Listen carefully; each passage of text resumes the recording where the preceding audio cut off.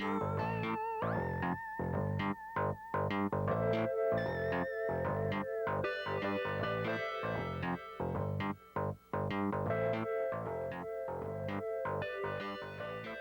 I'm Susan Steele Mulholland, and welcome to this edition of Art Beat. Tonight we delve into the world of sculpture, the kind that you can live in and the kind that you can enjoy. Come with me in this adventure of shapes. Lynn Taylor, a prominent Bucks County architect, is known for his commitment to excellence and his sensitivity in architectural design. His use of natural lighting as a part of the spatial design is a trademark of his firm. On a cool, rainy day, we toured the Kahn House just before its completion. This provides us with a unique view of a house as a sculpture in which to live. Even on an overcast day, the light plays a prominent role in these living spaces. Architecture, of course, is a very pragmatic form of art. The need for shelter, the desire of people to have their own environment prompts them to hire an architect. What the architect, I feel, must do is take them beyond purely the pragmatic issues into the realm of an elusive quality of space, light, and architecture. It's easy enough to arrange rooms and spaces, but it's a challenge to have them transcend purely the notion of serving minimal needs. For instance, in our buildings, I try to search for the values in orientation. South exposure, what's the difference between that and north exposure? What quality of light at different times of the day might you bring into a building? What are the forms and shapes and colors and textures that a building might take? And I found that search helps me move into a realm from architecture perhaps to sculpture and values that are more creative, perhaps more artistic. For instance, in the Kahn House, the entrance, which is off the Circle Drive, is a side of the building that has very few windows, and great privacy is given the inhabitants of the house because of that. Once you're in the home, there are in fact two outdoor spaces, neither of which can be intruded upon. One are the dining, living terrace with the pool and sculptor garden beyond. And off the living room, looking to the northwest, down the steep slope toward the stone railroad bridge, which is a spectacular element in itself as an outdoor space, the family can appreciate the outdoors in two different directions without really ever expecting someone to come upon them and invade their privacy. The process that we use in designing a building is first we receive information from the client outlining their needs, their requirements for this house, the number of rooms for bedrooms, living, dining, whatever their concerns are represented in writing. We then translate that into a bubble diagram as represented in this early sketch that I did, sitting with the Kahns, discussing their issues. That bubble diagram takes the most fundamental issues and puts them in perspective. And that, through a series of many sketches and many overlays, evolves into the representation of a design of a building. I don't ever recall starting with a preconceived notion of what a building would be ahead of time. It always follows the process. That's my way of working. The process follows into the design, the early schematic design stages, to try to now not only analyze the programmatic needs as a floor plan, but what are the three-dimensional aspects of a building. This particular house had a model built to a scale large enough for the owners to see the concept, the forms, shapes of their house, and one that is often in a state of change. We don't build a model simply to say this is what it will look like. It's part of the evolutionary process. The model helps everyone, the owner and the architect, better understand the sculptural forms and the site conditions. The model that you see has the topographical shown, the grade changes, the levels of earth are shown right in the model. The trees that are shown, the garden walls, are all part of the early conception of this site, and as you'll see, it is in fact built almost exactly the way the model finally, the form the model finally took. There are certain spaces that are, when we take the design process to the finite, where we're starting to, within this broad concept that you've seen with the bubble diagram and the model, we're now in a position to start to analyze each space and each room in conjunction with specifics that this client brings forth.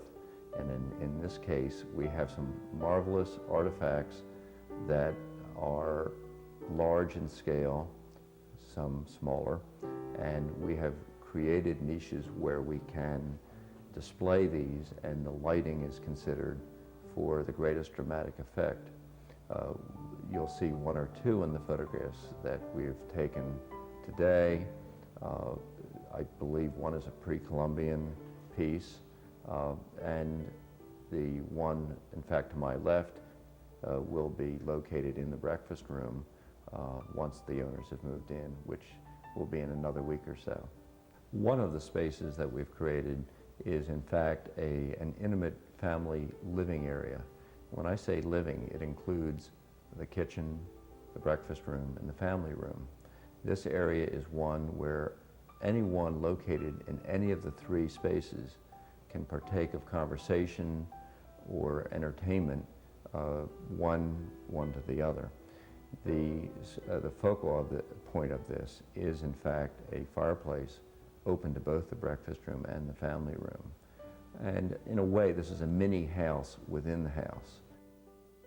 For those times that the family gathers, meals being prepared, catching up on some reading, the evening news, it's all happening in a relatively intimate space, and yet one that's light and airy and open and has the view to the south over the garden with the garden walls and flowers beyond.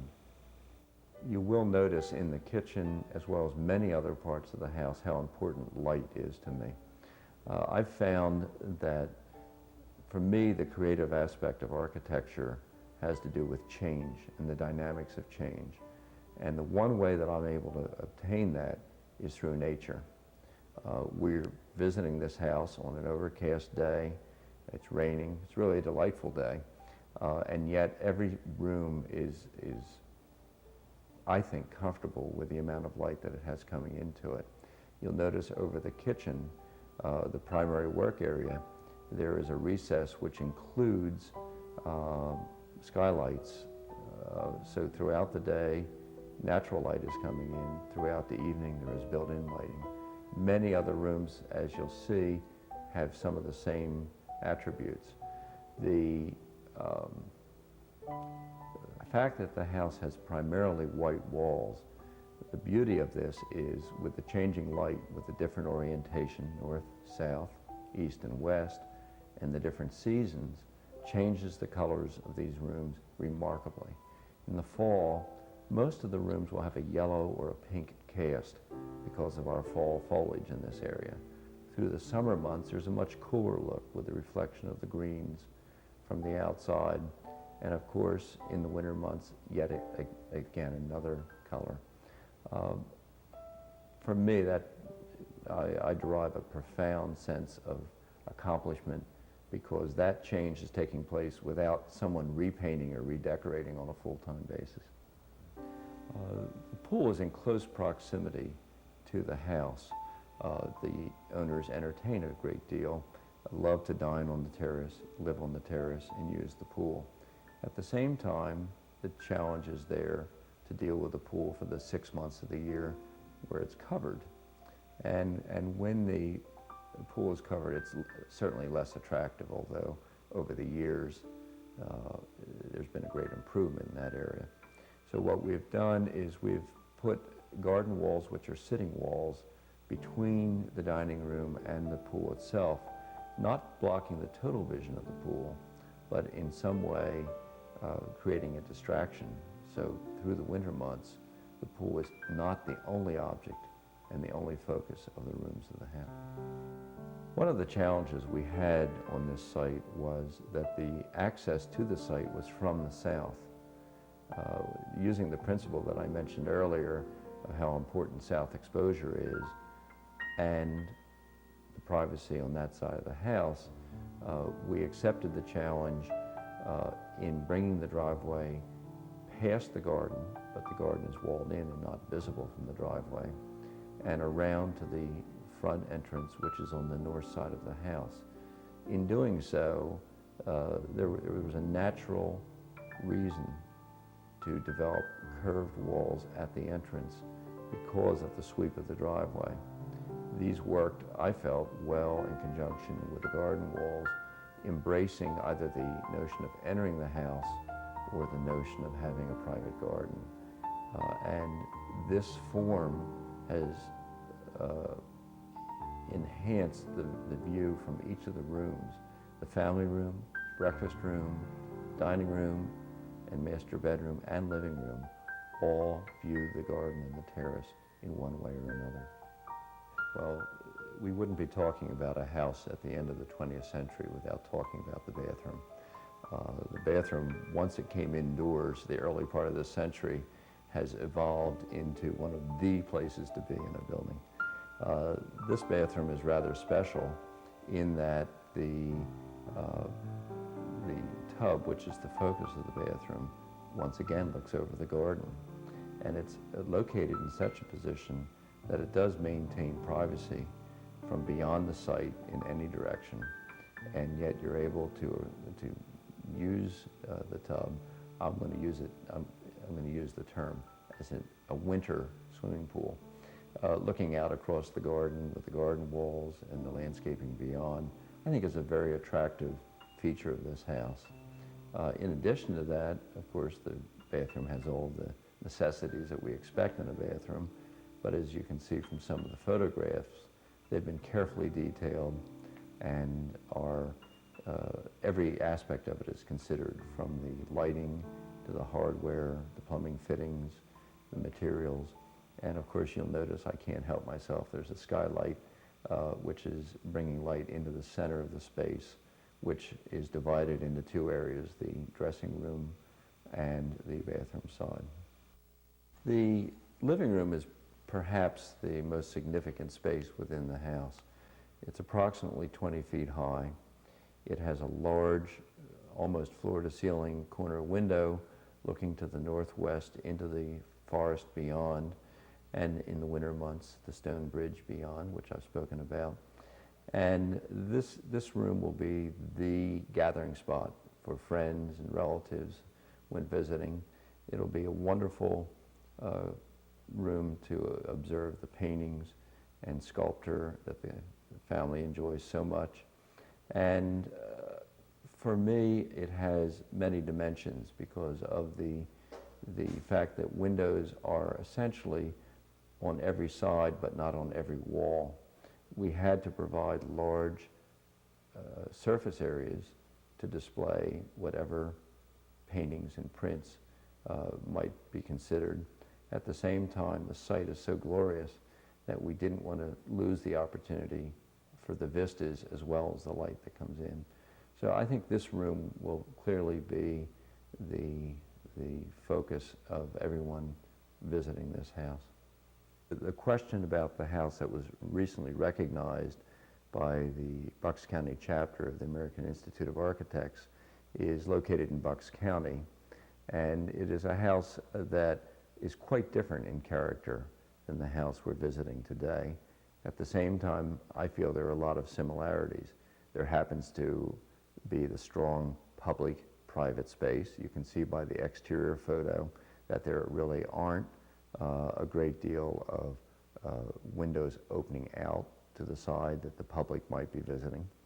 And yet you will see by the night shot photograph that the entire south side and private side of the house is all glass in every room. Each of these rooms, the living room with a very high space, very comfortable, more of a country look. It has natural wood on the ceilings, the oriental rugs, the piano. It's a different type of family living center than this house. We, once again, are dealing with owners who love to collect. In fact, I think, let's face it, we all like to collect one thing or another.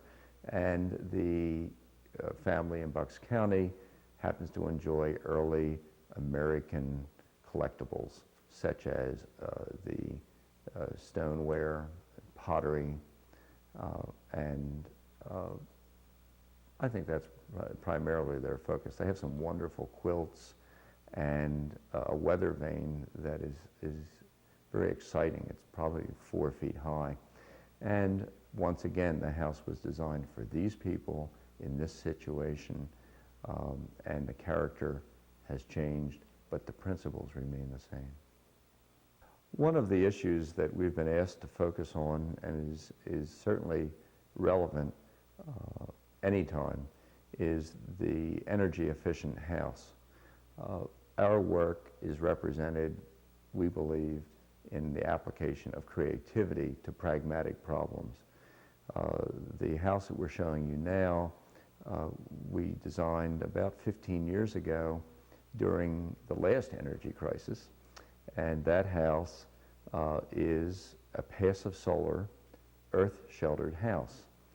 Now, the owner, when we were contacted to do this, was familiar with our work, and he said, is there some way to design a passive solar house that doesn't look purely mechanical, that doesn't seem uninviting? And his site was a natural.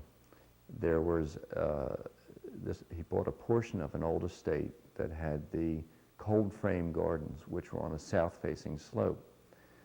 To the head of this garden, we've located a passive solar house.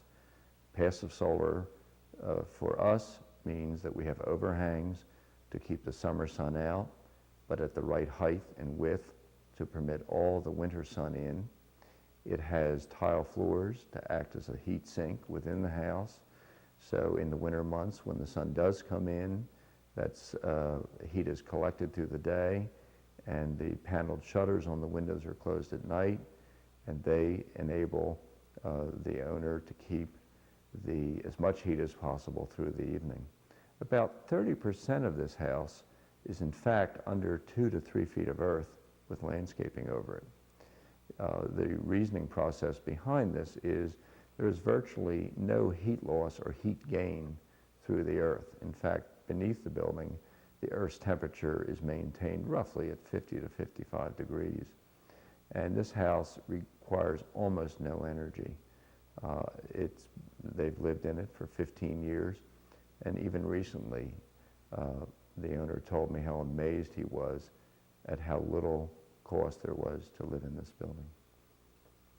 The kitchen is completely underground. However, the deep-rooted feelings I have about natural light wouldn't permit me to have a windowless room. So on the south side of this room, there's a greenhouse. In this greenhouse, there are bedding plants being started, vegetables, and the south exposure gives you a view as well as functioning as a resource for living within nature. Folkways at Gwynedd is a community in which we have also done a pool. The pool in this area is designed with a lot of the same principles as the Central Bucks Family YMCA, and yet different. This is a retirement community. It's a community where the building has been designed to incorporate itself into the style of the community. the exterior materials and the roof lines, the lighting is compatible with an entire community of residents.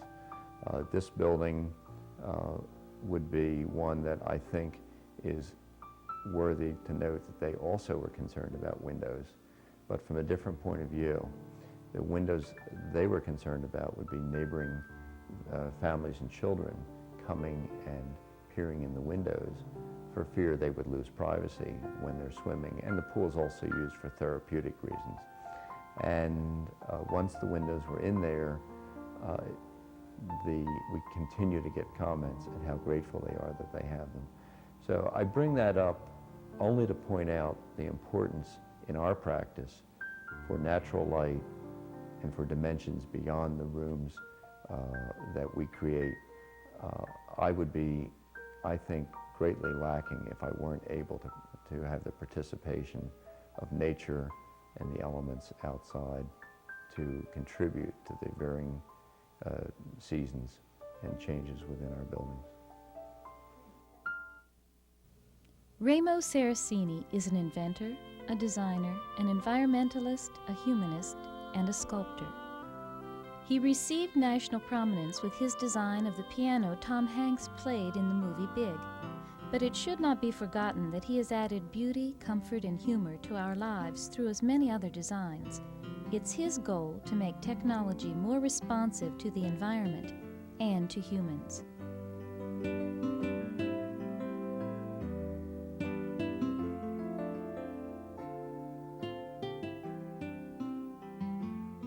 He is a master at interactive technology and a realistic dreamer. It's 2:45 p.m. Have you studied stress reduction? Have you studied psychology of people that has helped you? Your things are so interactive. I mean, it doesn't take long in your studio to realize that what you've set out to do, you've accomplished, because it does tend to make somebody feel very calm. How did this interest? I mean, did you just have it, or did you develop it?